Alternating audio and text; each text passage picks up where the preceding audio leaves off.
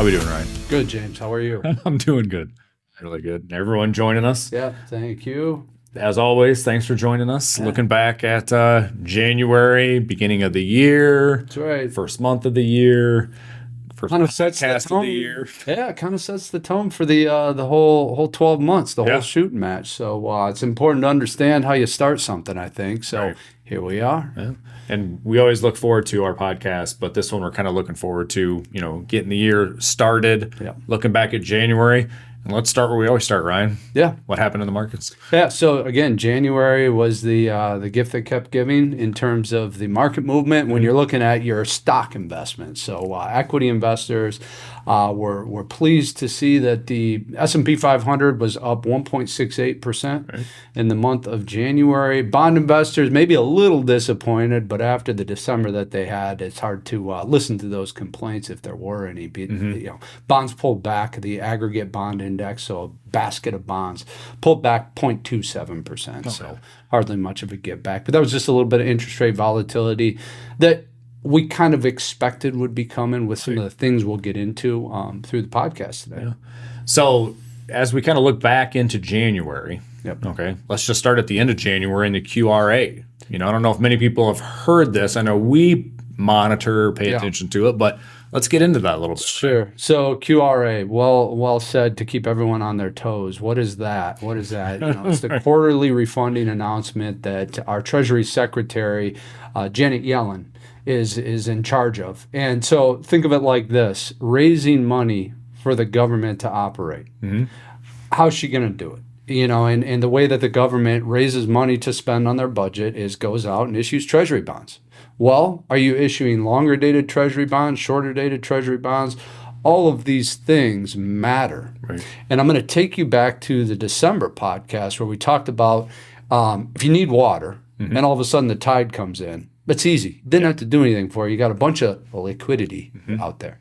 But if you don't have a tide, you're not by an oceanside or something like that, you might have to dig a well, get a pump on there, pull the water out of the ground. It's hard work to do that stuff. So why does this QRA matter more than it ever has? Because of this idea of the tide, the liquidity, the market stimulus that just shows up. You don't have to work hard for it. That's why the QRA matters, because that's what we're operating on. Mm-hmm. And I'd be happy to debate anyone about that. But really, what you're seeing play out in the financial markets is just loose financial conditions.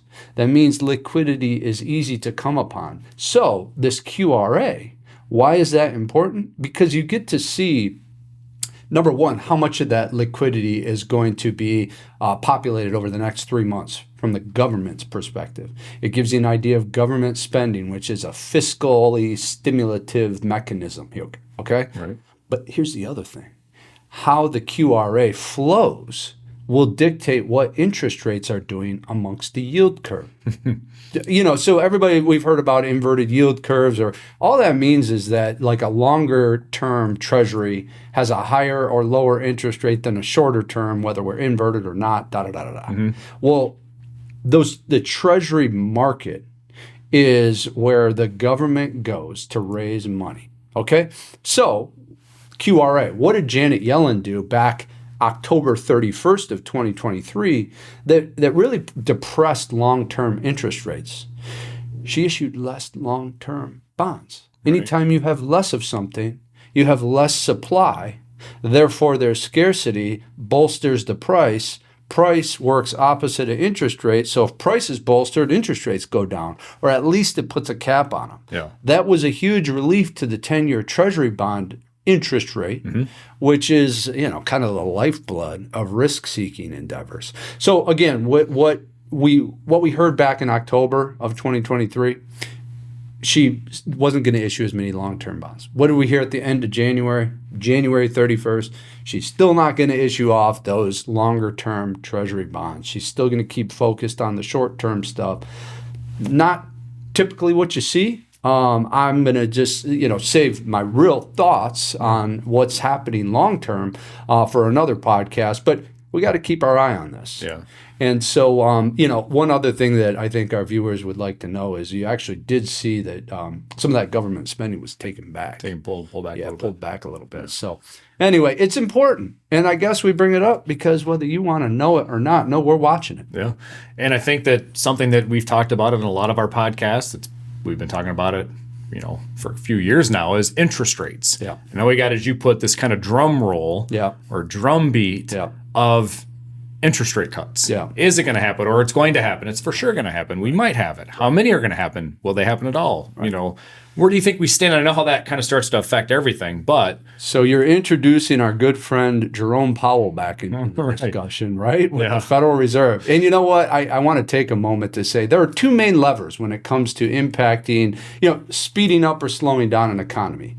Monetary policy, which is acts of our Federal Reserve, and then you've got fiscal policy, which is essentially acts of our Congress. They're both levers that we can pull. We just touched on Congress and the fiscal side of things with the QRA. Now James is drawing us down this this road of monetary policy, which is going to be, again, Jay Powell's gig. So Jay Powell, one of the things that we've heard recently is they're all open to interest rates. And when I talk about all the board members, the Federal Reserve.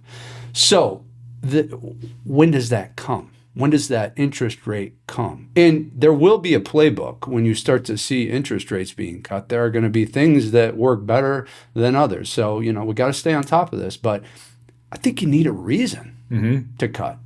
So as much as they're open to cutting interest rates, I think that they really need a reason to cut. And I don't know that all-time highs in the stock market is really reason to cut. Inflation is still off of their target.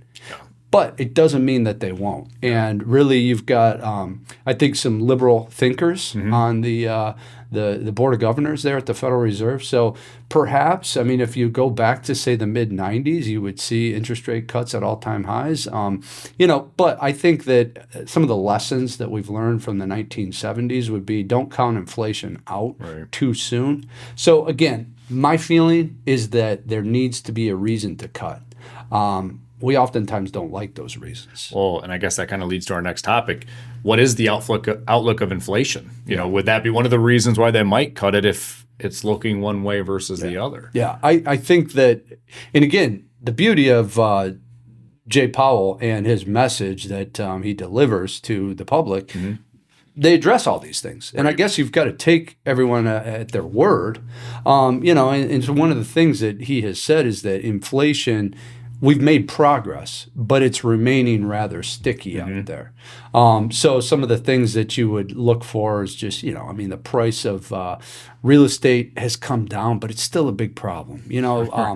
I've loved watching the chart of orange juice prices over the last 2 years. It's just amazing, just a parabolic rise, and then, they've kind of settled in, but they're still far off from where it was.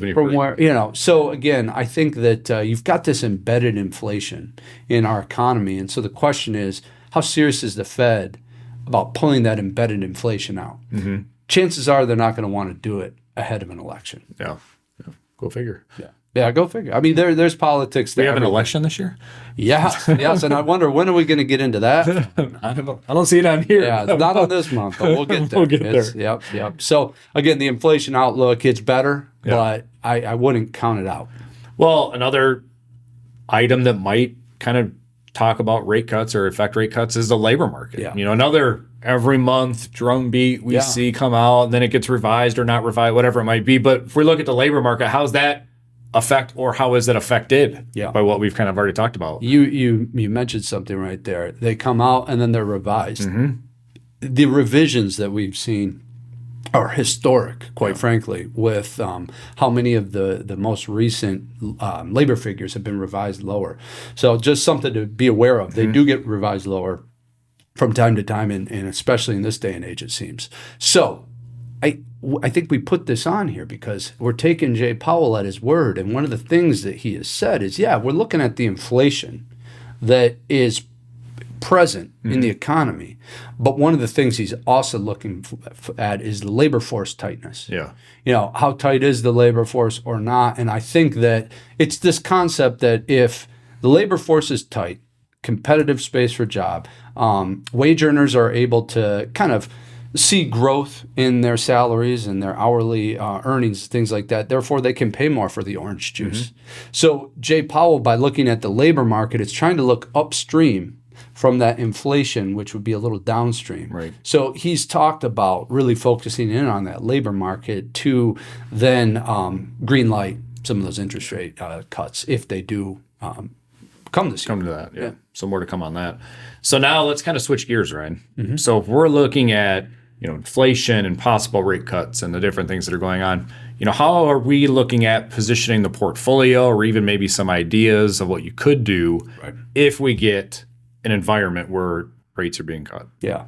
So I always view investment management and allocations similar to, this is going to sound crazy in a way because I don't really think the weather people are great at forecasting, but that's the best we got. So it's kind of like this idea of what's the weather outside. That'll tell us what we would want to have in the portfolio. Right. So for instance, if I see in the forecast that, and I don't even know that it's the weather person anymore, it's typically a computer job. 10 models, right? Anyway, so when I look on my app and see, rain's in the forecast, I'll throw an umbrella in. Yeah.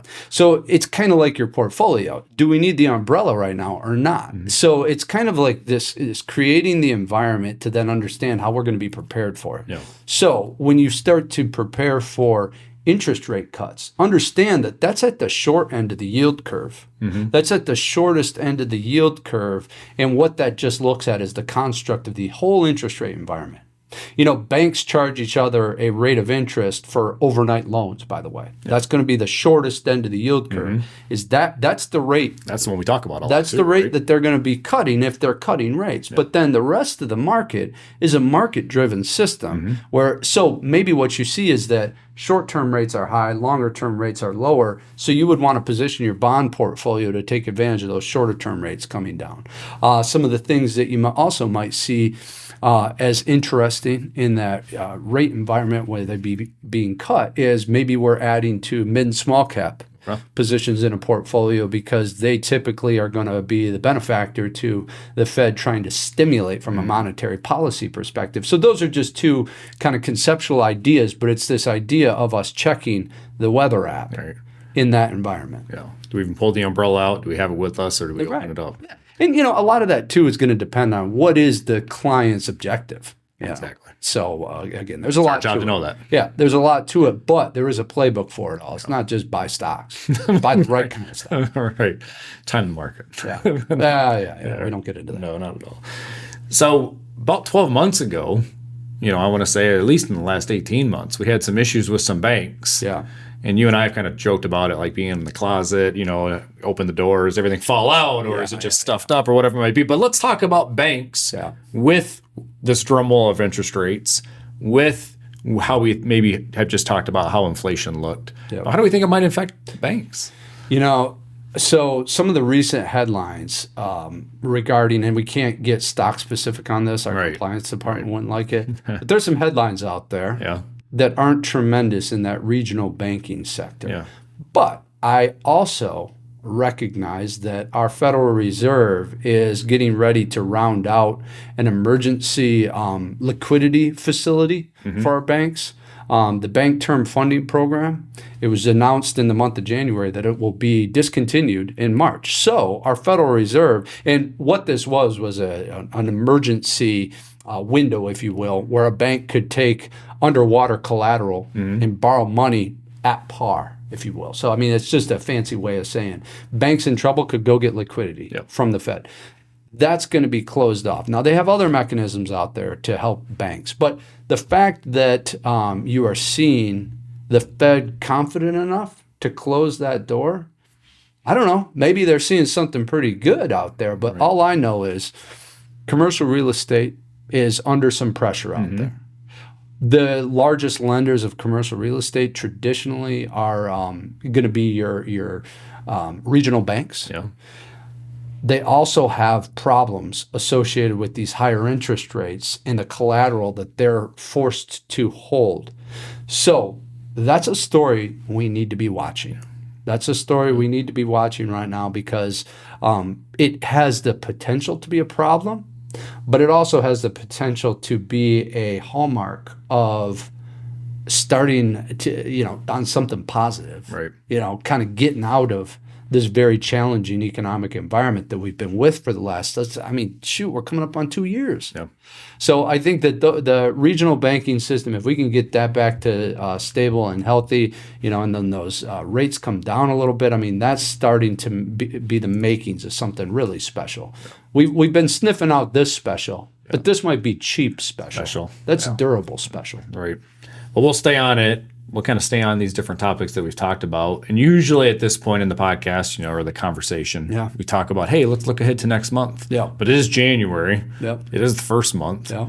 What do we think about stocks and bonds as we look maybe further than just the next month into 2024? Not guaranteeing anything, but certainly. How do we see it? Yeah. So number one, like we've always talked about, you've got to be like water. Yeah. You have to be able to adapt. We just pointed out a lot of different moving parts here in this this podcast. So 2024, you have to be adaptable. Right. You cannot commit to something and then just be stubborn about it. Right. You have to be very open-minded. You have to think differently, I think, and just understand that anything's possible out there. So easy to say. But what does it really look like for 2024? I think that we've got the makings of a lot of potential. Mm-hmm. And why is that? Because even if the growth is cheap, I don't know. Cheap growth is just the same on the statement. Yeah. But I think you have to be a little more skeptical of it. Yeah. So when we talk about the QRA on the front of the podcast, recognize that's important because that's just liquidity entering the market. Right. It's not that, corporate America found a way to, increase their margins and all of a sudden, sales volume goes up and now, we've got this tremendous earnings per share growth. Those aren't the stories that you're seeing out there right now. So I think you've got to look at 2024 from the viewpoint of look for liquidity. Where's that liquidity flowing to? That's what you want to own. Mm-hmm. I do believe that interest rates probably in 2024 would have a green light to fall, assuming that inflation does stay depressed. That's going to make it a nice year for bonds. Go figure. And we'll take it. We'll take it. So again, I think you stay with cleanliness across the board.